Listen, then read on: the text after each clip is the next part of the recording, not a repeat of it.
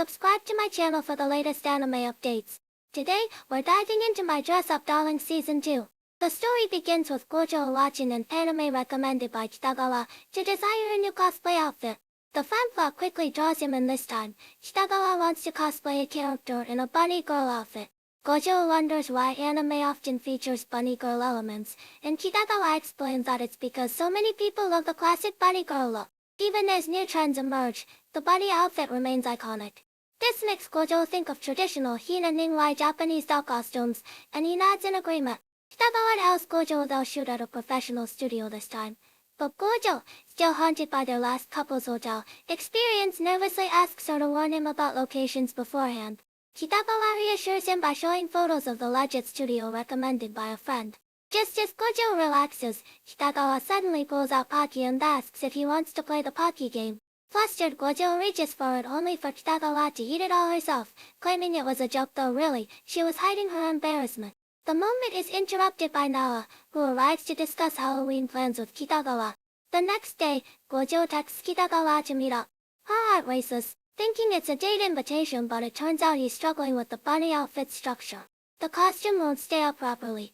Kitagawa suggests clear straps, but Gojo worries they'll ruin the anime-accurate look. She then proposes clipping the back like magazine models do, but perfectionist Gojo refuses. Stumped, they head to a store for straps. At the shop, the clerk mistakes Gojo for the one wearing the bunny suit until Kitagawa appears. To apologize, the clerk explains that bunny outfits usually rely on internal boning for support. Both are dejected. Gojo realizes his recent smooth progress made him overconfident, a rookie mistake, while Kitagawa is disappointed by the gap between anime and reality. With a solution in hand, Gojo finishes the outfit only for another problem to arise during the fitting. He rushes in panicked, only to find Kitagawa fretting because the panties are fully visible under the bunny suit. She asks for fixes. Gojo, flustered, slams the door shut, insisting he's never worn one and needs time to think. On shoot day, Kitagawa loves the studio set and confidently declares she solved the panty issue. Gojo, as curiosity turns to horror when he sees her solution, nude stockings with micro panties, which to him might as well be nothing. He can barely focus during the shoot, but the final photos thrill Kitagawa. She even drags him into a stocking appreciation session, though clueless Gojo sees no difference. As they wrap up, Kitagawa invites him to a Halloween party on one condition: he must cosplay too. On Halloween, Gojo in a rabbit costume and Kitagawa arrive at the party. Surrounded by her friends, Gojo wonders, do I even belong here? While Lulu praises Kitagawa, as cosplay and makeup all done by Gojo can asks why a guy would excel at these skills. Both insecurities flare up until Kitagawa's friends gush upon learning his family makes Hinaning lie. For the first time, Gojo realizes only Ono ever called me disgusting. Then Nawa drops the bombshell. Gojo, are you and Kitagawa dating? Worried about causing misunderstandings. Gojo hurriedly denied it, seeing that Gojo's mascot costume was stained by spilled drinks. Marin pulled him away to the restroom to clean the stains, escaping the scene. After the two left, Marin's friends sighed, thinking, why don't they just start dating already? Hiding in the restroom, Gojo wondered how someone like him could ever be with Marin. Meanwhile, outside, Marin misinterpreting Gojo's strong denial as dislike was feeling upset. Just then, two boys approached him, called Marin away. When Gojo finished cleaning and came out, he happened to witness the Suhan. Thinking Marin was being harassed by suspicious people, rushed over to interrupt their conversation. However, Marin informed him that they were actually stylists from a regular beauty salon who were scolding her for not taking proper care of her hair. Realizing he'd made a mistake, Gojo put his rabbit head back on, too embarrassed to show his face. Marin, touched by his protective gesture, impulsively kissed the rabbit head only for the loud smack to make Gojo think she was angry. Too flustered to explain the truth, Marin quickly ran away. The next day at school, Gojo discovered Marin had taken a sick leave due to a cold. He texted her to ask about her condition. But after 3 classes with no reply, he grew so worried that he skipped school to visit Marin's place and take care of her. Learning that Marin hadn't eaten all day, Gojo personally cooked her a warm bowl of porridge. As she ate the food he prepared, Marin suddenly burst into tears, saying she had thought she was doomed, but was so glad Gojo came to see her.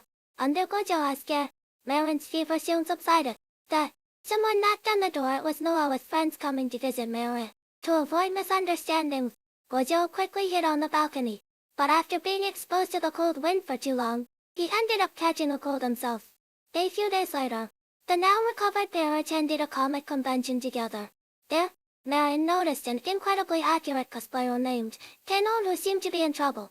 After asking, they learned Tenon had lost the hooks for her costume skirt. With Marion and Gojo as help, they soon found the missing hooks. Marion asked Tenon if they could take some photos together, but Tenon hesitated, worried her damaged skirt wouldn't look perfect. Gojo then said he could fix the problem. The only issue was that he couldn't enter the women's changing room, so Marion would need to bring the skirt out for him. That was when they received a shocking revelation from Tenon. He was actually a boy. While repairing the skirt, Gojo noticed glue in Teon's makeup kit. Burning with curiosity, he wondered if this was why Teon looked completely unlike a boy. Unable to resist, Gojo finally asked Tenon about the glue's purpose and learned it was used to attach wigs to his face, creating a more feminine facial shape. This revelation greatly inspired Gojo. Tenon then shared more of his cosplay photos with Gojo and Marion. As they browsed, Gojo noticed something else unusual. Teon's chest looked completely real. Tenon explained that breastbones could be attached. Curious about how Amane managed to cosplay so naturally, Marion and Gojo followed him to a specialized cosplay Dogu prop shop for answers. First, Amane showed Marion a wearable fake bust. To demonstrate its effect, he had Gojo put it on. Marion was stunned to see Gojo instantly transform into a busty girl and couldn't resist touching it, much to Gojo's embarrassment. When picking out makeup, Gojo asked Amane if there were any special tips for cosplay makeup. Amane explained that he used eyeliner to draw Eiichi Yoso under bags to make his eyes appear bigger. To match the character more accurately, he mostly used pink tone makeup this time. Another crucial step was using orange concealer to cover any traces of shaved facial hair. Gojo then noticed that the wigs sold in the shop seemed different from the ones he usually bought. Amane explained that these wigs required no modification and could be worn straight out of the box. Unlike Gojo, who could make his own costumes and wigs, Amane relied on such shops to enjoy cosplay anytime. After touring the shop, Marion and Amane took plenty of photos together. The other cosplayers noticed Amane and, upon learning he was cosplaying, didn't react with disgust as he had feared. Instead, they were amazed by his skills and even asked to take pictures with him. After the convention, the group rested in a quiet corner. Marion asked Amane what inspired him to start cosplaying. Amane shared that it began when his sister randomly decided to give him a feminine makeover one day. Staring at his reflection, he was shocked at how different he looked, like a completely new person. From then on, he developed an interest in cosplay. As a guy, Amane wasn't very tall, which had made him somewhat insecure in social situations. But after getting into cosplay, he gradually gained confidence. As if influenced by the characters he portrayed, his family was supportive, but not everyone understood. In college, his girlfriend accidentally discovered his cosplay and called it disgusting, demanding he throw all his outfits away. Amane broke up with her on the spot. He admitted he had considered quitting, but doing so would have made him hate himself for being weak and giving up his passion just to please others.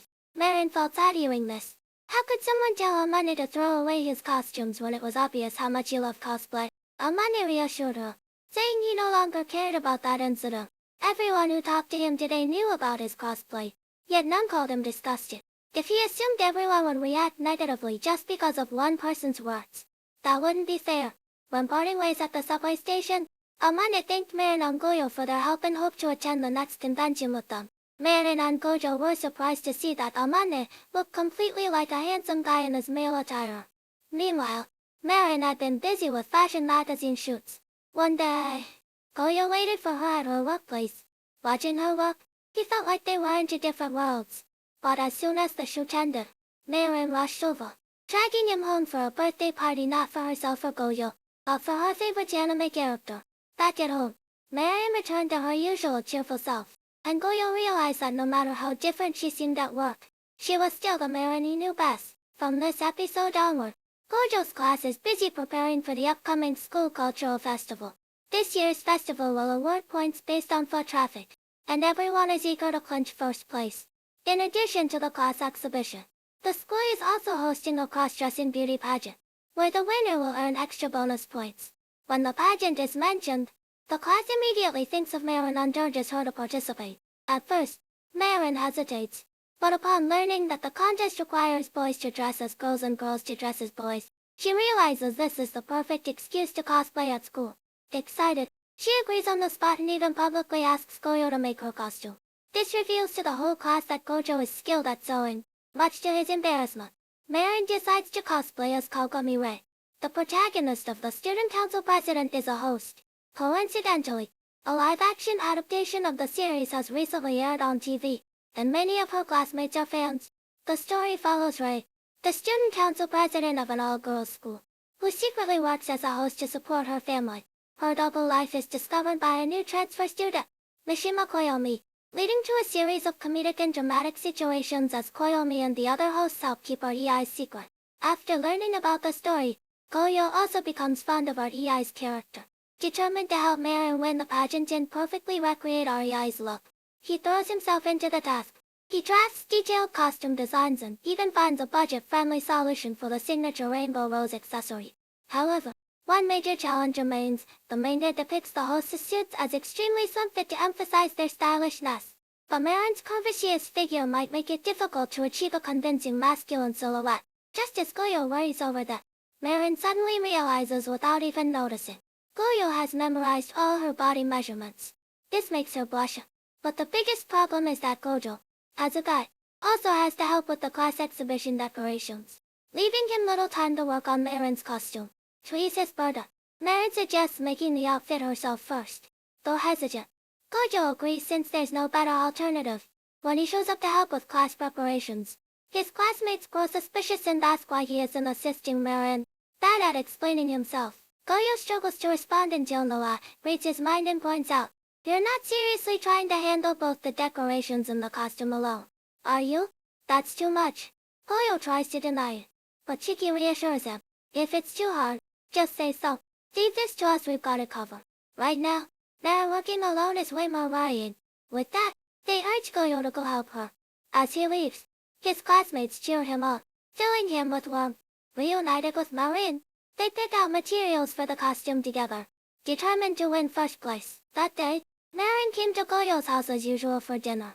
During the meal, Gojo and his grandfather discuss making Hina Ninyo. Marin was shocked to learn that the Goyo family applies makeup to about $200–300 per day. But his grandfather explained that this was just one step in the process. A single Hina Ninyo often requires collaboration between multiple workshops to complete. The Goyo family's business also relies on the help of many people, so knowing when to ask for assistance is important. Hearing this, Marin realized how hard Gojo was working juggling shop duties while also making her costume and decided to do something for him. The next day at school, Marin told Goyo she had prepared a lunchbox for him so he wouldn't have to rush to the cafeteria during breaks. Though touched by her kindness, Gojo couldn't help but worry. Marin was notorious for her great experimental cooking. Fortunately, this time, she had made simple ham rice balls for convenience. Relieved, Goyo sighed, thinking how just the idea of Marin making him lunch made his heart race. Misunderstanding his reaction, Marin happily took it as excitement and insisted on making him lunch every day from now on. And so Goyo's days became filled with an endless barrage of carbs, leaving him longing for other types of food. One day, Marin and her friends discussed what performance to put on for the pageant. Since they were cosplaying as hosts, they decided to go with the classic champagne call. Seizing the moment, Marin dragged Gojo into role-playing a host and guest scenario, with the ever-mischievous Nawa joining in. Trapped between them, Gojo was mortified until a timely request from Kashiwagi gave him an excuse to escape. When he returned to the classroom, only Marin was left. For some reason, she seemed flustered, muttering something about redoing it before hastily running off. After she left, Goyo discovered she had tried and failed to sew a button onto his clothes. Touched by her effort, he felt a warm glow in his chest. After days of hard work, the costume was finally complete. When Marin tried it on, her friends were amazed. It was like an anime character had stepped into reality, and they praised Goyo's craftsmanship. However, as the maker, Gojo immediately noticed a flaw. He hadn't accounted for how Marin's corset would alter her figure, making the outfit slightly too loose. Though everyone insisted it looked fine, Goyo, aiming for perfection, decided to remake it entirely. He also realized that Marin's male cosplayers didn't look convincing because her mannerisms were still too feminine, just like how Amani deliberately acted girly when cross-dressing. So he asked Morita to teach Marin some masculine gestures. After some practice, her male cosplay instantly became more natural. Just then, Coco brought in a male classmate, a secret fan of the character Marin was cosplaying, but too embarrassed to admit it as a guy. Having been in the same position, Gojo reassured him that there's no shame in liking what you like. and everyone joined in, encouraging him to take photos with Marin. Watching the scene, Goyo couldn't help but smile. Before the clothing issue could be resolved, another problem arose: the rainbow roses needed for the performance would look messy if simply spray painted. Fortunately, Marin's friend Naru knew how to make proper rainbow roses. Otherwise, Goyo might have even considered hand-painting each petal one by one. Upon returning home, Goyo found that his grandfather had already prepared dinner for him. In the past, Goyo had always been afraid of troubling others by asking for help. But recent experiences made him realize that perhaps he shouldn't overcomplicate things by assuming how others might feel. So, the day of the school festival arrived. Despite thorough preparations by Marin and the others, their class still couldn't compete with others in terms of visitor numbers. Kashiwagi, refusing to admit defeat so soon, rallied Koga and Morita to attract more customers. Before leaving, he prepared lunch for Goyo, reminding him not to skip meals, no matter how busy he was. Goyo worried whether they could win first place, but Marin remained confident. Just like Rei in the manga, who always fought hard for the princesses, she was determined to win for everyone. Inspired by Marin's resolve, Goyo sped up his work and finished the outfit just in time. Next was applying Marin's cosplay makeup. To avoid distraction, Goyo chose a less crowded classroom. But things didn't go as planned. Classmates flocked to watch once they heard Gojo was doing Marin's makeup. Nervousness overwhelmed him, and the pressure of potentially ruining everyone's efforts made his hands unsteady. Yet, seeing Marin's encouraging gaze and remembering her confident words that his outfit would surely secure their victory reignited his determination. Forcing himself to stay calm, he focused entirely on the makeup. In the past, Goyo had felt joy from being praised, but he never aspired to be the best. Now, however, moved by everyone's support, expectations and trust, he was determined to do his best and help Marin win. His efforts paid off. The moment Marin appeared in the beauty pageant, the crowd erupted in deafening cheers. It was as if Rei from the manga had come to life. Watching Marin shine on stage, Goyo felt a strange emotion stirring in his heart, as if seeing a Hinata for the first time. His attention was completely captivated by her. After a dazzling performance, Marin unsurprisingly won the pageant, securing first place for their class at the festival. To celebrate, the group decided to go to karaoke. Goyo initially tried to decline, but they insisted. After all, he was the guest of honor. During the party, the socially awkward Goyo slipped out for some air, and Marin followed, suggesting they explore the entertainment area downstairs. Spotting a photo booth, Marin realized she had never taken a picture with Goyo and was about to ask when Kashiwagi and the others, who happened to be bowling nearby, noticed them. In the end, the five boys took a group photo together, leaving Marin's wish for a picture with Goyo unfulfilled. On this day, she visits her usual hair salon for maintenance and shares some fun recent experience with Hasegawa and the others. However, Hasegawa notices that Marin seems to have gained a little weight, while Aizawa disagrees, thinking Hasegawa must be mistaken. At first, Marin doesn't pay it much mind until the next day at work, when Rinko suddenly reminds her that the magazine will soon start shooting summer outfits and warns her to watch her figure to avoid gaining any more weight. Rinko's comment makes Marin wonder if she really has put on weight. She rushes home and tries on her old cosplay outfits, only to be horrified that many no longer fit. She's even developed a small belly without realizing it. Frustrated, she decides to start dieting immediately. When Daya, Rune and Dawa hear the news, Daya and Rune are surprised. But Nawa admits she noticed during the school festival that Marin looked heavier than she had at the beach. Marin is shocked that she's been gaining weight since then but can't figure out why until that evening. After dinner at Goyo's place, when he hands her the next day's breakfast, that's when it hits her. The next day, Marin confesses to Goyo that she's gained weight and needs to diet, apologizing that the clothes he made for her no longer fit. Goyo reassures her that he can adjust them if needed and wonders why she suddenly gained weight when her diet hasn't changed. Noticing Marin's guilty expression, he realizes she's been eating the breakfast he packed for her as midnight snacks instead.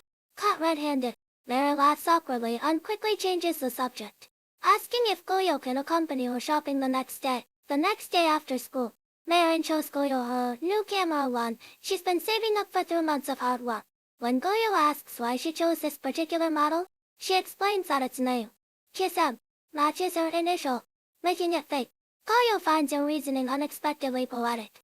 Since she's still dieting, Marin can't immediately use the camera for cosplay shoots, but she's prepared. She bought new loose socks and changed her hairstyle for a fresh look. After a quick tutorial, Goyo takes her first photo, impressed by the superior quality compared to a phone camera. He excitedly snaps many more, including one where Marin kisses the lens after all.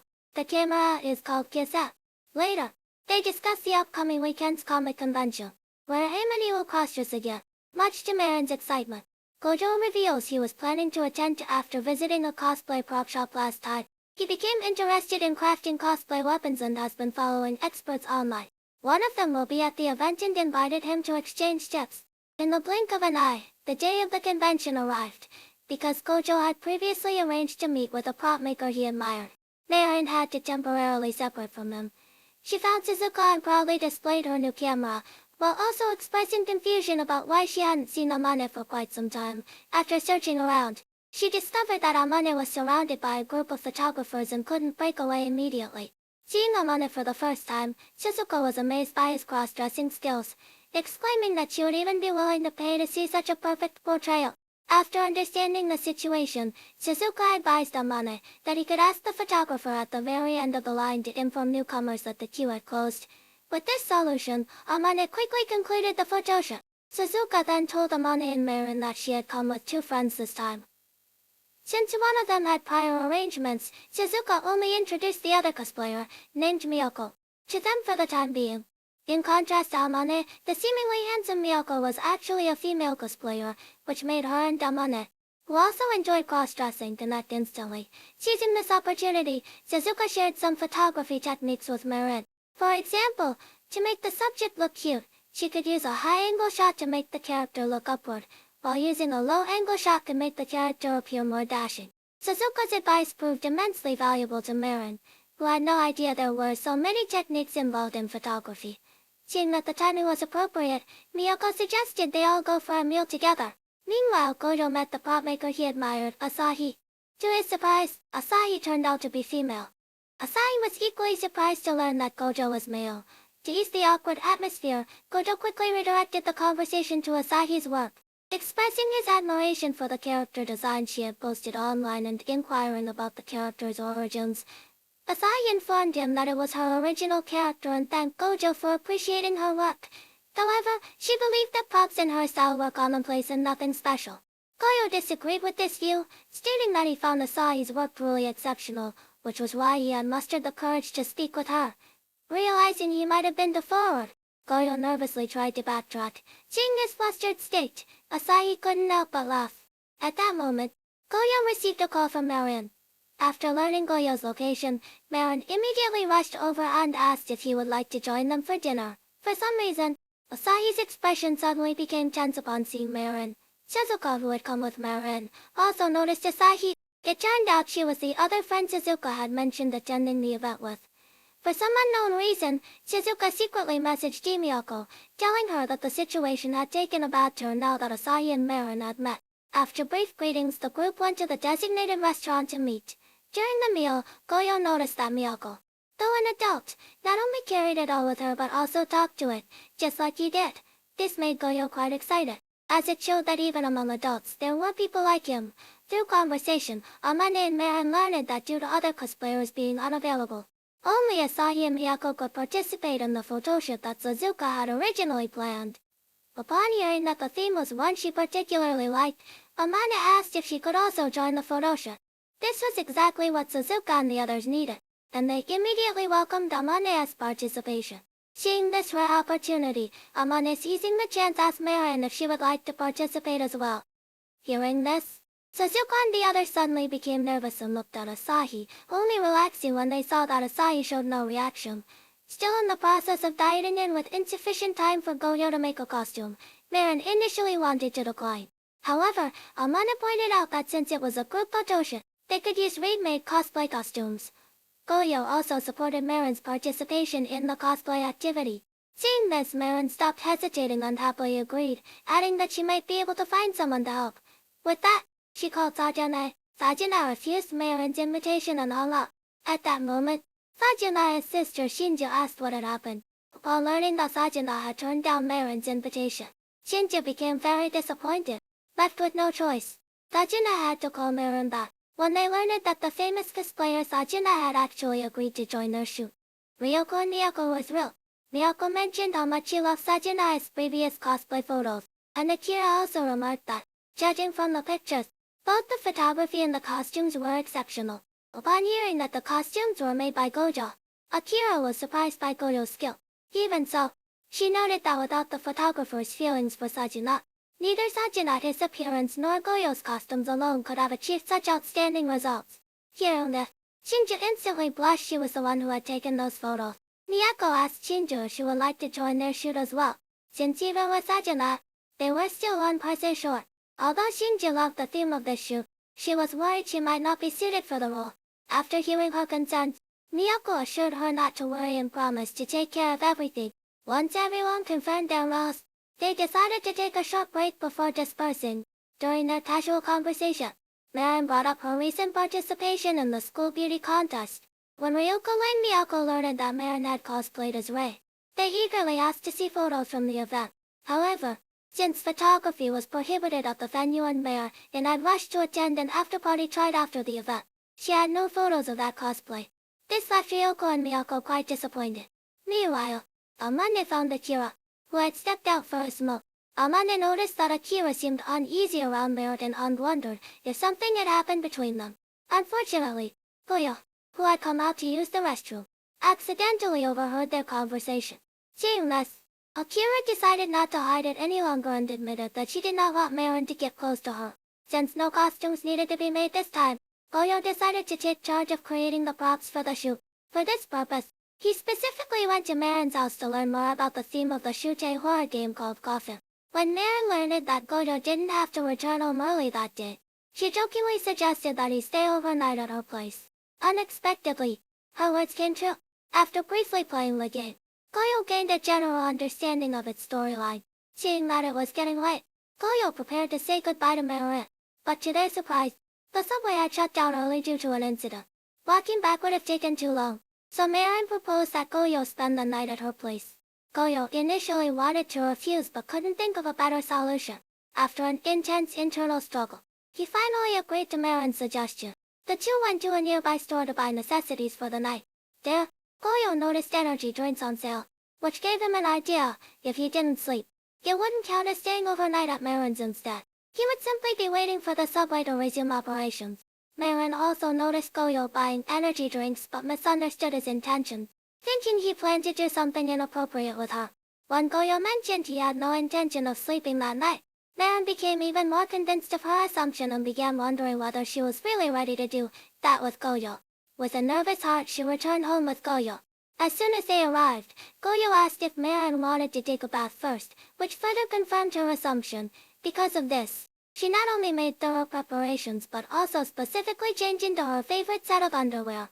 At this point, Goyo had no idea what Marin was thinking and was still immersed in the joy of having come up with the brilliant idea that not sleeping over doesn't count as staying the night. However, upon seeing the clothes Marin had prepared for him, Goyo instantly made an expression that was hard to hold back. Marin explained that this was the only outfit at home in a men's size.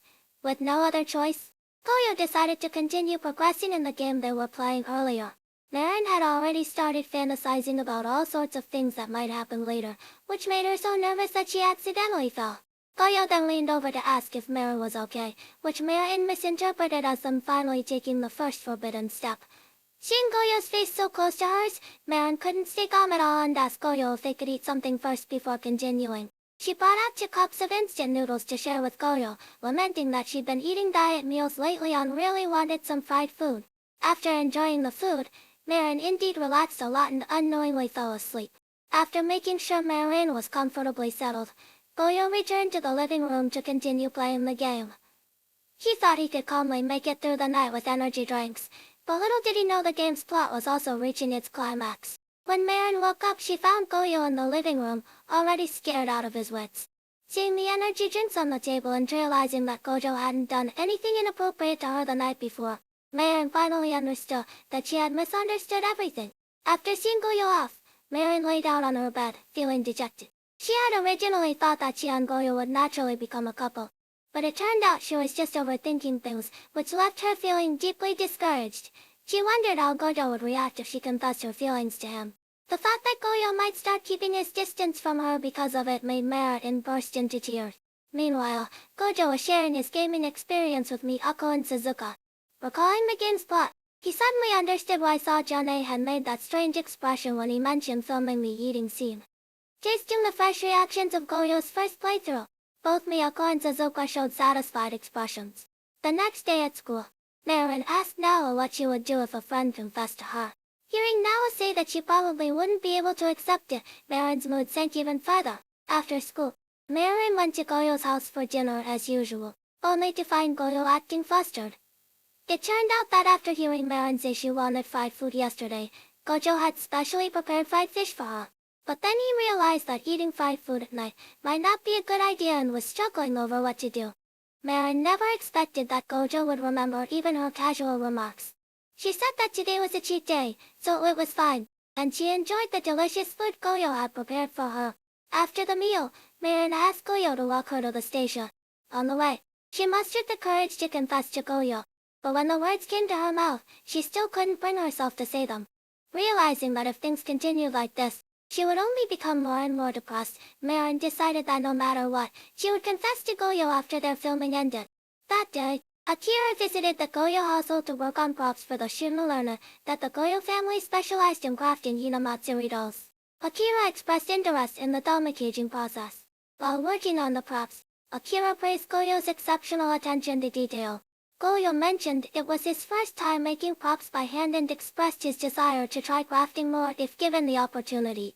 Akira encouraged him, saying that if he was interested, he should go for it, adding that she herself had started learning these skills out of interest. Gojo was surprised to learn that Akira had only gotten involved in cosplay after meeting Suzuka and Miyako. Akira explained that she wasn't particularly interested in cosplay, but had agreed to participate because Suzuka and Miyako often asked for her help. This led Akira to reminisce during her school days. Her parents not only failed to understand her hobbies but also threw away her beloved manga collection, demanding she focus solely on studies. After that, Akira began pretending to have no interest in such things. Even when she saw classmates discussing anime at school, she acted unfamiliar with it. This continued until university. One day, she accidentally discovered a limited edition gacha capsule for her favorite anime. After ensuring no one was around, she couldn't resist trying her luck. Unexpectedly, her classmates Suzuka and Miyako noticed her. Akira feared they would dismiss her interests like others had, but instead, they excitedly discussed the anime with her. From that day on, they began inviting her to participate in various activities. Akira cherished this friendship deeply, so whenever Suzuka and Miyako needed help, she never hesitated to agree. Meanwhile, Marin and Shinji pretended to need to survey a photoshoot location to lure Sajuna to the studio. In reality, they had secretly prepared a photoshoot for a character Sajuna had always wanted to cosplay. Earlier, Shinji had mentioned to Suzuka and the others that although Sajuna always claimed she would only cosplay magical girls, it was because she feared her petite stature would prevent her from accurately portraying taller characters. This inspired Suzuka to plan the surprise. However, contrary to their expectations, Sajuna was not happy. She angrily explained that she avoided cosplaying such characters precisely because she liked them too much. As she was about to leave, Miyako stopped her, suggesting that if Sajuna was worried about her chest size, she had a solution. Sajuna was surprised Miyako had guessed her concerns about her figure. In addition to her height, Miyako shared that she had faced similar struggles. Her favorite anime character was a male high school student nearly 190 cm tall. When she first cosplayed him, she felt discouraged for failing to portray him accurately. But instead of giving up, she sought ways to bridge the gap between herself and the character. Miyako's words resonated with Sajuna, who agreed to give it a try. With Miyako's help, Sajuna perfectly embodied the character. Seeing her transformation, Shinji excitedly exclaimed that Sajuna could pull off any character, while Marion was moved to tears. Suzuka and the others eagerly started taking photos, though the scene was a bit overwhelming. After the shoot, Sajuna thanked Miyako and Suzuka. She admitted she had considered giving up cosplay, thinking it was impossible to continue as she grew older. But after learning Miyako had persisted for nearly a decade, Sajuna felt motivated again.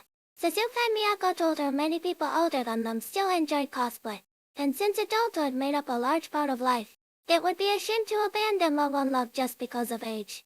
They emphasized that passion had no age limit. It was never too late to start or continue.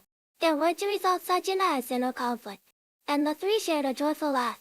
Later, everyone enjoyed Shinjua, specially made takoyaki. Marin suddenly asked why Akira wasn't there and wondered if Akira disliked her. Suzuka and the others were surprised Marin had noticed but didn't know how to respond. Simply explaining that Akira was busy making props. Thanks to everyone's effort, the preparations for the shoot were finally completed. Determined to confess her feelings to Goyo after the shoot, Marin practiced at home with a plush toy. However, when Goyo arrived to do her makeup, she found herself too nervous to say anything while facing him directly. After the makeup session, Marin, along with Amane, headed to the shooting location. To avoid revealing her nervousness to Goyo, Marin immediately retreated to the dressing room upon arrival.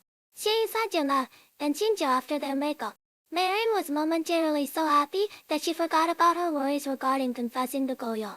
With everyone's hard work, the initial shooting proceeded smoothly. However, when it was time for the next scene, Sajuna became visibly nervous. It turned out that Sajuna had always been terrified of horror-related things. To cope, she fixed her gaze on Marin's face to avoid looking at the realistic props, ultimately pushing through and completing the scene. After the shoot, Gojo approached Sajuna while she was resting. Noticing that she looked unwell, he asked why she had participated in the shoot despite her fear of horror element. Sajuna explained that as Shinju's older sister, seeing her younger sister so excited and eager, she felt she had to help fulfill her wish no matter what. Despite her bravery, Sajuna soon fainted from excessive fright, prompting Goyo to quickly call Suzuka and the others to take care of her. Meanwhile, Shinju noticed that Marin and Akira had not taken any photos together. Thinking that Suzuka might have accidentally forgotten, she pulled Marin, who was passing by, to take a photo with Akira. Marin quickly stopped Shinju, gently explaining that Akira might not be comfortable being around her. However, the truth was not what she thought. The scene flashed back to the day when Akira explained the situation to Goyo and Amane.